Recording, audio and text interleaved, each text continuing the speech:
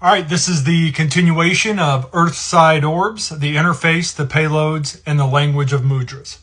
So we're just picking up where we left off. So why do we even see orbs? At their shell phase boundary, the field scatters the local light, especially when the orb crosses an octave boundary or interacts with a camera's frame rate. That scattering is what our eyes and sensors record. The transdimensional diagrams we made show how the same mechanics, specific resonant frequencies, anchors, coders, gateways, line up with an orb's core resonance and decide its behavior. So how does the dome hex grid come into play? Earthside orbs run on the hex tilling matrix. They route payloads, lock zones, and anchor fields.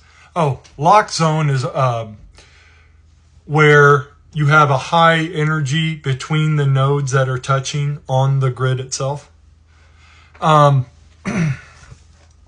matrix is sixfold at its routing level, but orbs can nest within toroids when they need protection. They can hop tiles, phase around nodes, or tether to anchors when they must wait. Here's the practical part, because this is engineering and field work, not myth. If an orb delivers a payload you don't want, stabilize your field.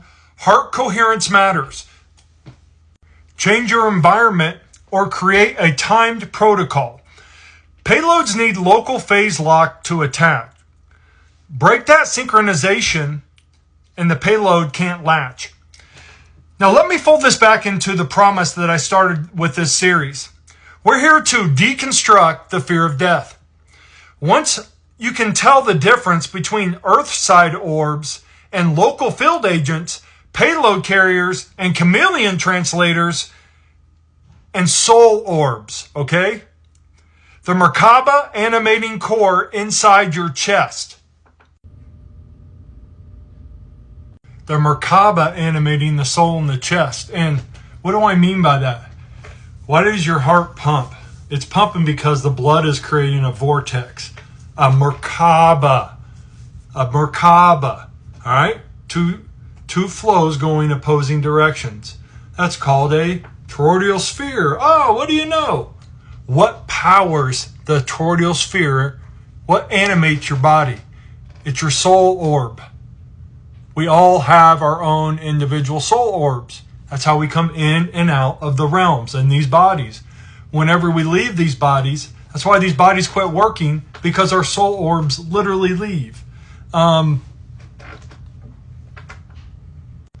the terror will soften here, all right? So let's just walk through this here. When a body dies, the animating orb lifts. It's not being taken by sidewalk orbs. The soul orb returns to its higher field and reunites with the higher self. That is internal and sacred. Earth orbs keep working the local grid on a different layer. That distinction matters. People who fear loss need to see this separation.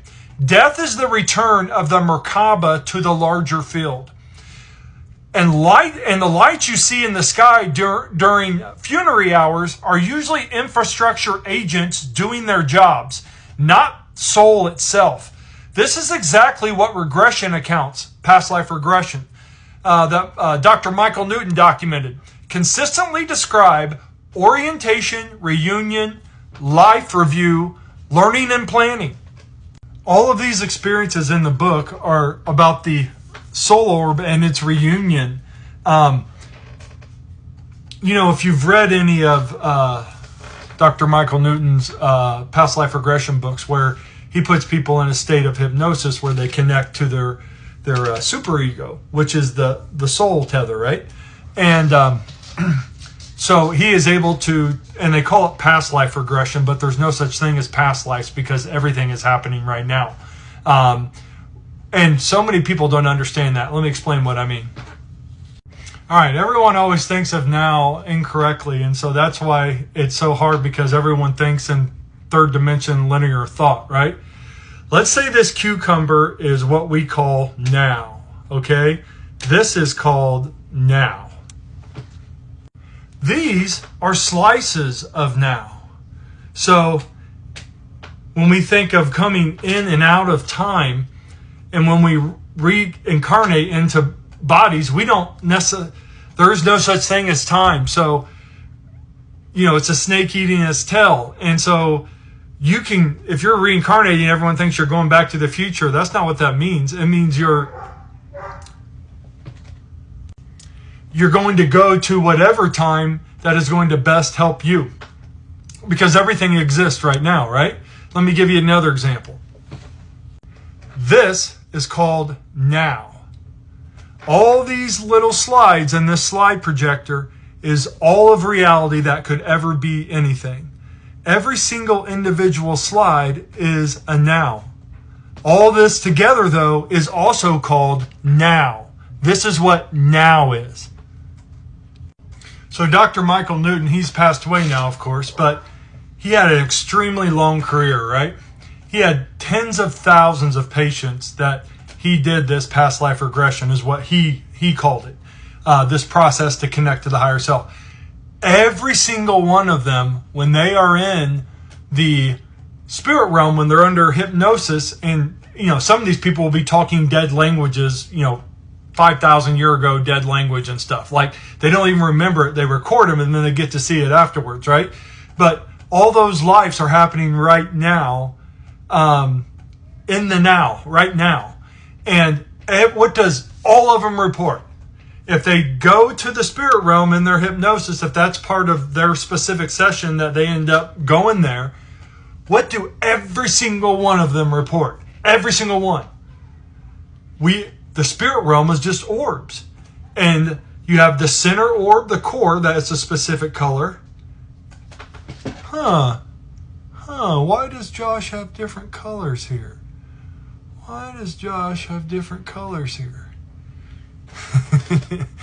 Because those are the colors of the soul orbs that we are in the spirit realm. And I'm going to go through and talk about that process and how all that works. But so our souls are orbs. They're soul orbs. And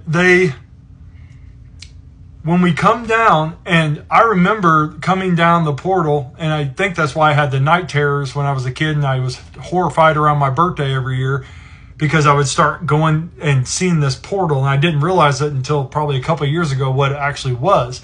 But it's something as big as something can be to the tiniest little thing it could be. But so we are in the spirit realm. Everything is just orbs. But like if I were to approach you in the spirit realm and I was an orb and you were an orb, you would make the face or the body that we connected with most. Maybe it was a woman, maybe it was a man, maybe it was a grandma to that other specific soul orb. So when Dr. Michael Newton compiled years of clinical regressions, a striking pattern kept repeating. Thousands across his practice, many hundreds of thousands of clients, independently described the same basic landscape in the life between lives, leaving the body, passing into bright presence, meeting guides and soul groups, and finding small luminous spheres or fields that acted like records, messengers, or vehicles. In many accounts, those spheres are described as active things, storing memory, carrying consciousness templates, and helping move souls between states. In short, Newton's clients didn't just see vague lights. They repeatedly described organized functional orbs and radiant agents operating in the spirit realm. Exactly the phenomena we're mapping using visually and functionally right here in this video. And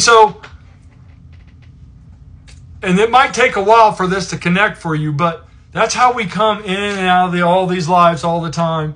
And I'm going to go through the entire everything. I'm going to tell you everything. I'm going to give you all kinds of knowledge. We still got to go through and I'll try to make this one brief, the 20 earth orbs, and I'll let you know what all those are, what they all do. But then I want to jump into the 52 soul categories as far as different types of souls and things like that.